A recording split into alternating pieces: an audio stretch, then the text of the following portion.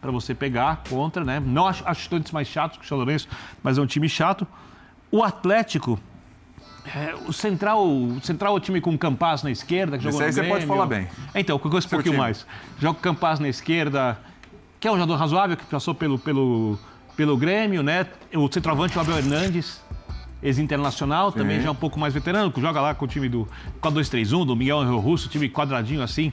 Tem um começo meio oscilando, quase foi eliminado pelo Douglas Reig na Copa da Argentina, né? Classificou nos pênaltis, ou seja, faz alguns jogos bons, alguns jogos ruins, mas é uma torcida alucinada. Para mim, a mais fanática do continente.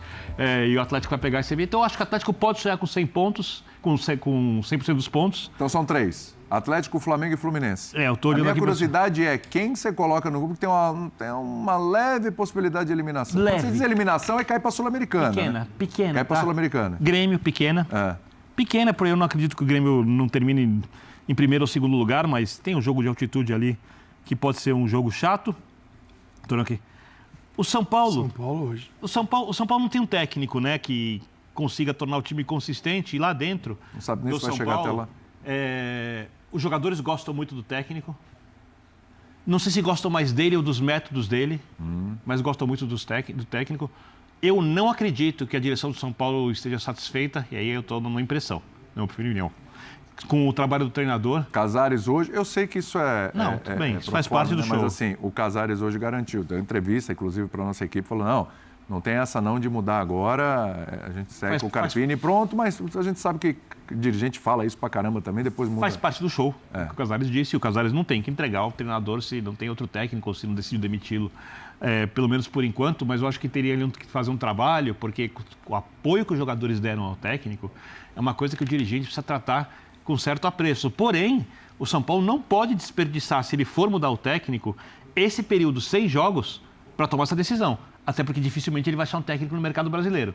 Então o São Paulo gera um pouco de dúvida, porque o São Paulo pegou o Barcelona de Guayaquil, que ano passado fez uma boa temporada no campeonato equatoriano. Adversário respeitável. E pega o Tajeres, que além de ter uma torcida fanática, para jogar contra o Tajeres hoje na Argentina, é o mesmo nível de você pegar ali um São Lourenço, por exemplo, que está no grupo do Palmeiras. É mais ou menos parecido. E o Tajeres é o time que eliminou o São Paulo, né? Na pré-fase de grupos da Libertadores, São Paulo do Jardim. Então, algum cuidado, apesar do São Paulo ser melhor que essas equipes, é necessário o Cobressal, eu estou descartando. Então, seria muito bom para o São Paulo, mas o São Paulo não é um dos times que tem mais chances de conseguir 100% de aproveitamento. E o Palmeiras, que tem um grupo também um pouco chato, é o Palmeiras, do Abel. Então, a gente tem um olhar diferente do trabalho consistente, da mentalidade vencedora, né? O Tajeres tem feito boas temporadas do Campeonato Argentino. O Palmeiras é um time muito forte, é um time que é um dos favoritos à conquista do título, né? Então, eu não descarto o Palmeiras assim. Eu acho que o São Paulo e o Grêmio são assim os times que mais... de soberba brasileira falar em 100% de aproveitamento. Você acha Flamengo, Fluminense? Todos eles, todos. Isso significa ganhar 3 jogos fora, 3 jogos em casa. É isso. Jogando em altitude, enfrentando adversário Argentina, jogando o Brasileirão junto, 100%, são 18 pontos. Mas ter a melhor campanha, dá pra gente imaginar Flamengo, Fluminense aí, principalmente. Ter melhor campanha. Melhor campanha. Pode não ser com 100%, hoje, mas a melhor campanha. Eu olho para esses grupos assim, Flamengo, eu penso diferente. Flamengo, Palmeiras e Flu precisam se esforçar muito para não se classificar. Tem que contribuir com o adversário. Não, isso não existe. Mas assim, não sei se todos vão Eu não estou nem passar. Cogitando isso. Sempre fica alguém pelo caminho. A Libertadores sempre deixa um brasileiro, sempre fica alguém. Os 7 de 8 classificaram no ano passado. Não, mas aqui sim, tem 7. Você acha que a competição maior é pela classificação dos times brasileiros nos seus grupos ou pelos times brasileiros conseguirem a melhor campanha entre si? Eu acho que é a segunda opção. Alguns eu vejo perigando. Por exemplo, São Paulo, para mim, hoje, o São Paulo de hoje, que tem nos últimos 4 jogos no Morumbi, não ganhou? Ganhou do Santos? Depois que mudou para o Morumbi, você ainda não ganhou. Ganhou? Vai ganhar uma hora. Então, é o seguinte, São Paulo está com problema em casa. Se ele está com problema em casa, fora, imagina fora na Libertadores. Como isso, o grupo vai reagir, não vai? Então, São Paulo hoje, para mim, não vejo segurança de classificação do São Paulo. Grêmio tem um grupo chato à beça, porque ele tem o jogo contra o Estudiantes, é um confronto contra o Argentino. Você tem jogo em altitude que você pode ir lá, o Estudiantes pode ganhar lá, você pode perder Por isso pontos. tem o risco pequeno, mas tem. Mexe com classificação no grupo. né? Então, na altitude é difícil. Como é que você negocia? Cada um sente de um jeito. Um foi lá e ganhou, voltou com uma vantagem que você não tem, porque perdeu e empatou. Então, sempre é preocupante. Mas alguns estão numa situação muito boa. Por exemplo, Fluminense. Fluminense foi campeão da América recentemente. Então, este título e o modo de jogar do Fluminense ainda estão bem fresquinhos, assim, na memória de jogadores. E com reforços que ainda não estão adaptados. Isso não está. Isso é um trabalho ainda para ser alcançado. Mas, tá bom, aí vem o grupo do Flu. Poxa, ótimo. O grupo do Flu, para quem acabou de ser campeão, e terá um outro tipo de respeito, será recebido de uma outra maneira, até porque é o mesmo time, com a mesma forma de jogar, você sabe como vai enfrentar. Isso pode dificultar um pouquinho, porque é um time conhecido. Porém, é um futebol que já está absorvido todo mundo na América. Fala assim, não é fácil jogar contra esses caras. E o grupo do Flu dá trabalho? Dá, mas, poxa, é o grupo que muitos... Posso ficar com esse grupo aí? Tira o Fluminense, me bota lá. O Flamengo toparia. Será que esse era o grupo que o Flamengo queria? Era isso que o Landim estava falando? Sem dúvida. Provavelmente era isso que o Landim estava falando. E o do falando. Botafogo também. E assim, provavelmente o Flamengo nesse grupo, de fato... O Botafogo é um pouco mais perigoso. Teria grande chance de fazer os tais 100% que o Birner falou. Eu acho que os tais 100%... eles dependem muito também da maneira como os clubes vão olhar para a Libertadores nessa fase de grupos, a partir do momento que eles sabem que eles têm grandes, enormes chances de estarem classificados. E aí é uma mudança de cultura também, é uma mudança que a gente não tem... A gente sempre tratou, sempre não, mas de uns tempos para cá se trata a Libertadores... Como assim? Você não vai poupar na Libertadores em ocasião nenhuma, em momento algum, independentemente do que você tenha. Eu acho que os pontos corridos, eles ganharam peso nos últimos anos, cada vez mais. Muito também pela chegada dos técnicos europeus, que têm essa tradição, esse olhar para os pontos corridos como algo que tem que ser tratado como sério da primeira... Se bem que o Brasileirão 2023... Mas, por exemplo, eu não acho que o Palmeiras, que acabou o campeão... tenha menosprezado em momento algum o brasileiro. Acho que time reserva o tempo todo foi com o Bragantino, antes de um jogo ali... O Palmeiras não menosprezou, ele sofreu com o brasileiro. Assim, ele sofreu, exatamente. Não foi menosprezo, foi não conseguir. Foi não conseguir resultados, mesmo escalando o seu time, se não o mais forte, times fortes.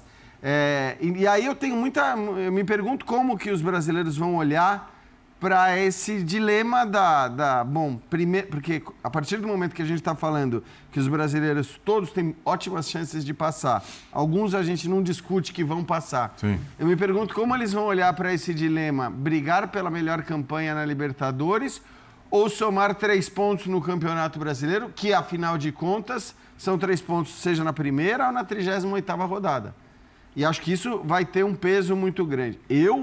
Particularmente, e aí é o meu olhar, eu acho que candidatos a título brasileiro, e não é todo mundo que briga por título brasileiro, mas times com capacidade de brigar pelo título brasileiro, se puderem e souberem que estão classificados na Libertadores, eles podem... E um deles não joga Libertadores. Eles podem num determinado... O Inter não joga Libertadores. Eles podem num determinado momento dizer, cara, vou poupar aqui, como o Abel fez em mais de uma rodada na temporada passada. 100%. Isso, inclusive, assim, eu tô lembrando da Inter de Milão agora, que quebrou a cara com essa lógica.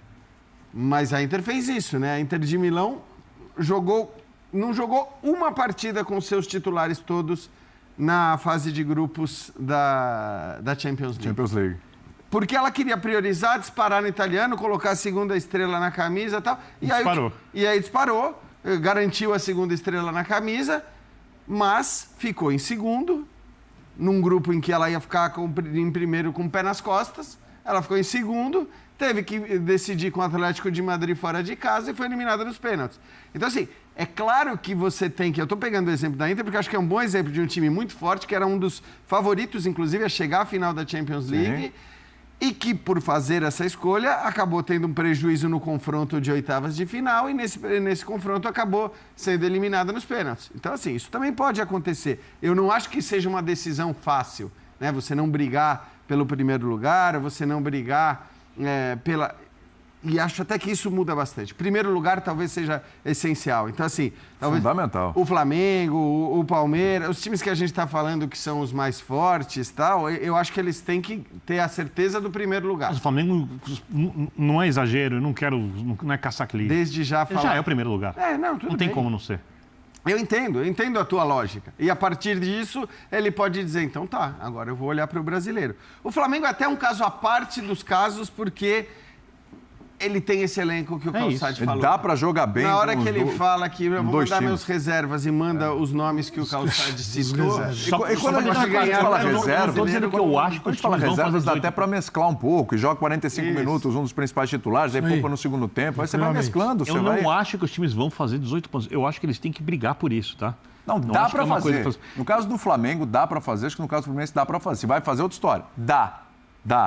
Mas vira você consegue ser o melhor com 15. E essa história de escalação, das escalações vira um jogo de xadrez, né? Porque eu acho, por exemplo, o treinador do Flamengo, Tite, olha ali, Palmeiras perdeu pontos em um jogo. E ele tem um saldo de gols enorme. Ele pode negociar isso numa escalação de Libertadores, priorizando o Campeonato Brasileiro, porque ele vai ter ali, acho, é muito cedo para te garantir, o Internacional brigando com muita força, e o Inter certamente vai colocar o brasileiro acima da Sul-Americana, claro, pela necessidade, pelo elenco que montou. Não tem nem que pensar. Não tem nem que pensar, então, assim, vira um jogo de xadrez das decisões dos técnicos, que não dá. Essas decisões não podem ser tomadas agora. Sim. Elas vão sendo tomadas de acordo com as semana a semana, o que for aparecendo pela frente. É bom dizer também no Brasil, essas equipes vão se enfrentar. Vai ter semana que vai ter a Libertadores, só que o Flamengo vai jogar com o Palmeiras. O Flamengo vai jogar com o Atlético Mineiro. O Internacional, que está na Sul-Americana, vai pegar o Grêmio, que está na Libertadores. Vão ter que ir negociando, porque são confrontos diretos. O Fluminense vai ter um jogo, de repente, com a Alianza Lima. E aí, nessa semana, ele tem um Fla-Flu. Exatamente. O que é mais importante? Exatamente. Ele vai se classificar com certeza. Depende de muito contexto. O contexto da classificação na Libertadores, de como estão encaminhados seus adversários na Libertadores, de como tá, de qual é a sua tabela no Brasileiro, né? Enfim. A gente tem mais um entrevistado, o Tyron Arruda, que é CEO do Botafogo. Só uma coisa aqui, ó. Lembra que o Mário Marra, que está vendo a gente, grande abraço para o nosso Marrinha, né? O Fluminense reencontra o Jorge Almiron, que agora é técnico do Colo-Colo, né? Ele era o técnico do Boca na decisão, tá lembrando?